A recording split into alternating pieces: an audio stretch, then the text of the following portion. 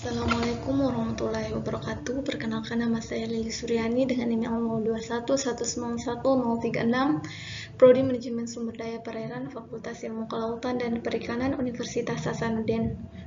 Baiklah, pada video kali ini saya akan membahas mengenai uji toksisitas deterjen terhadap kelangsungan hidup benih ikan gurame atau Osporonemus gorami.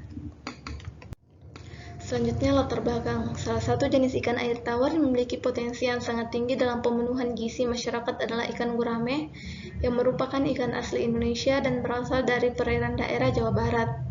Ikan ini merupakan salah satu komoditas perikanan air tawar yang cukup penting apabila dilihat dari permintaannya yang cukup besar dan harganya yang relatif tinggi dibandingkan dengan air tawar lainnya seperti ikan mas, nila, tambakan, dan tawes. Permintaan ikan gurame dari tahun ke tahun cenderung mengalami peningkatan dikarenakan ikan gurame merupakan salah satu komoditas unggulan di sektor perikanan air tawar. Seiring berjalannya waktu, perairan yang ada di sungai-sungai semakin tercemar diakibatkan oleh limbah rumah tangga. Salah satu sumber limbah perairan adalah deterjen. Deterjen dapat berpengaruh langsung pada kelangsungan hidup dan pertumbuhan ikan. Secara langsung, deterjen mengandung bahan aktif linear alkylbenzen sulfonat yang dapat menurunkan hormon noradrenalin di insan ikan sidat Eropa dan trout coklat. Deterjen juga mengandung bahan aktif anionik sodium lauryl sulfat menyebabkan kematian pada sel-sel insang karena terjadi lisis membran selnya. Walaupun ikan gurame juga dikenal sebagai ikan yang memiliki keunggulan dapat bertahan di lingkungan perairan yang cukup kurang baik, deterjen diduga tetap dapat memberikan pengaruh buruk pada ikan gurame. Oleh sebab itu, konsentrasi deterjen yang dapat mempengaruhi kelangsungan hidup dan kerusakan organ ikan gurame perlu diketahui dan ditentukan. Uji toksisitas digunakan untuk mengevaluasi besarnya toksik dan durasi pemaparan yang dapat menimbulkan efek toksik pada jaringan biologis ikan gurame. Selanjutnya, metode penelitian. Metode penelitian yang digunakan yang ada 6. Yang pertama yaitu uji toksisitas akut, uji median letal, kedua uji median lethal concentration, ketiga uji toksisitas kronis, keempat pertumbuhan mutlak, yang kelima kelangsungan hidup, dan terakhir pengamatan organ dalam. Selanjutnya, hasil dan pembahasan. Yang pertama, uji toksisitas akut.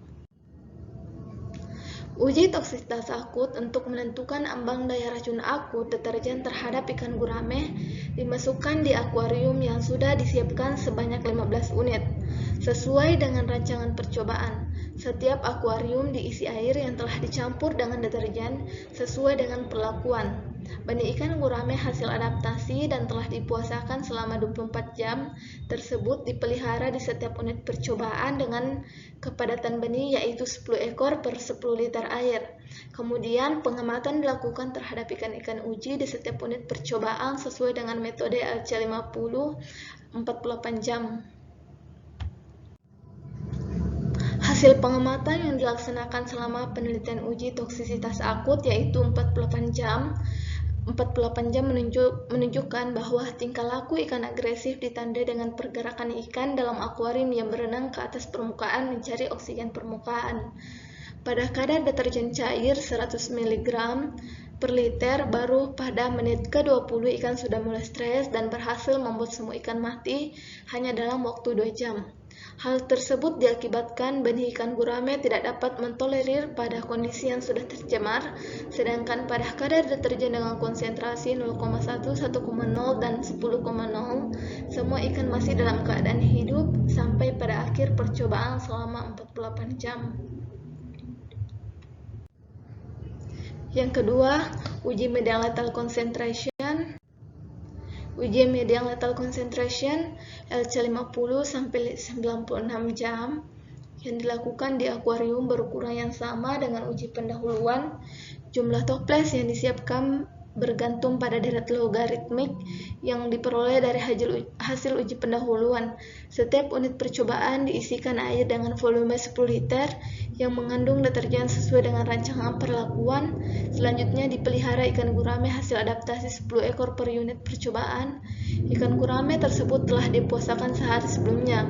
Kemudian pengamatan dilakukan terhadap ikan-ikan uji tersebut sesuai dengan metode LC50 sampai 96 jam.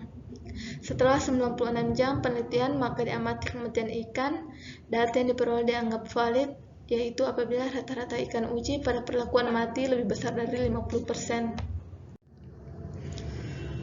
Pada perlakuan A dengan kadar deterjen 15,84 mg per liter, tingkah laku ikan mulai agresif, ditandai dengan ikan berenang bolak-balik dan sering mengambil oksigen ke permukaan, sehingga ikan mulai stres dan pada akhir percobaan 3 ekor ikan mati selama 96 jam.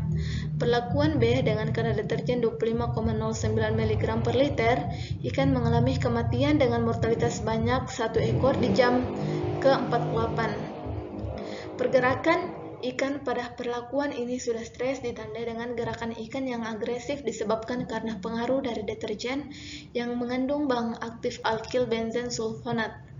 Jumlah mortalitas ikan meningkat hingga pada akhir percobaan pada jam ke-96 bertambah menjadi 5 ekor. Jumlah ikan pada awal pengamatan adalah 10 ekor dan tingkat mortalitasnya mencapai 50%, atau dengan kata lain 5 ekor ikan pada akhirnya pengamatan selama 96 jam. Pada perlakuan dengan konsentrasi deterjen 100 mg per liter mengakibatkan kematian 100% ikan.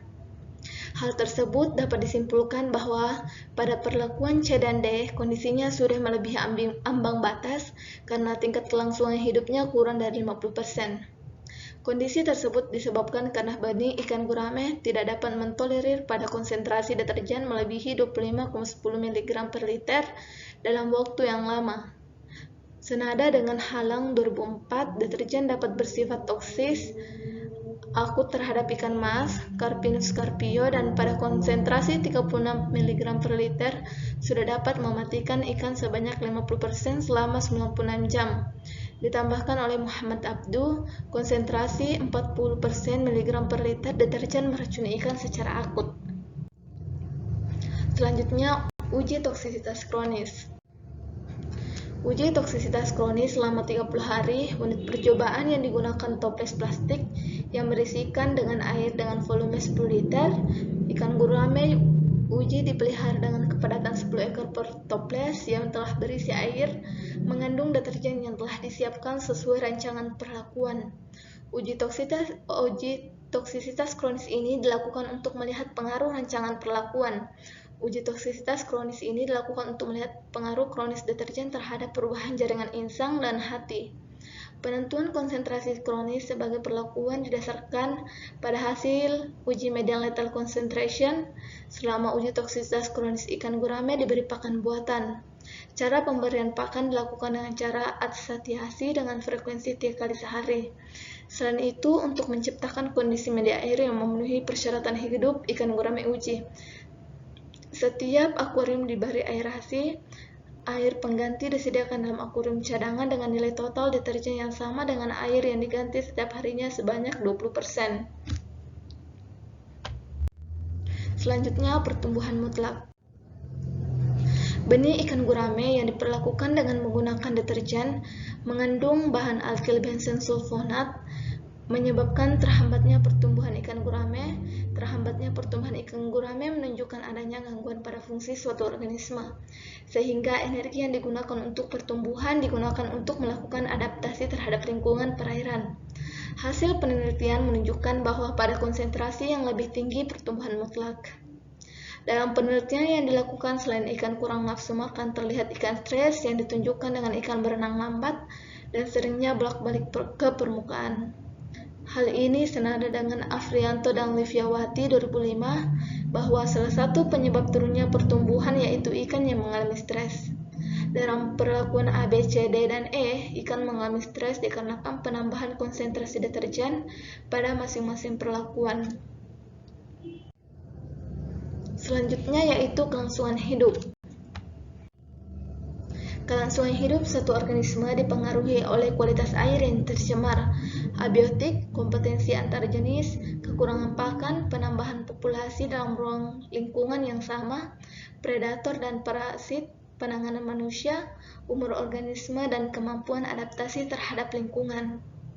Syafriadiman 2010 mengatakan bahwa penurunan persentase kelangsungan hidup seiring meningkatnya konsentrasi limbah cair diduga karena daya toksitas limbah tersebut yang dapat mematikan organisme uji, kelangsungan hidup ikan tinggi apabila kualitas pakan dan kondisi lingkungan baik. Sebaliknya, ikan akan mengalami mortalitas tinggi bila berada pada kondisi stres yang disebabkan oleh kondisi lingkungan yang buruk.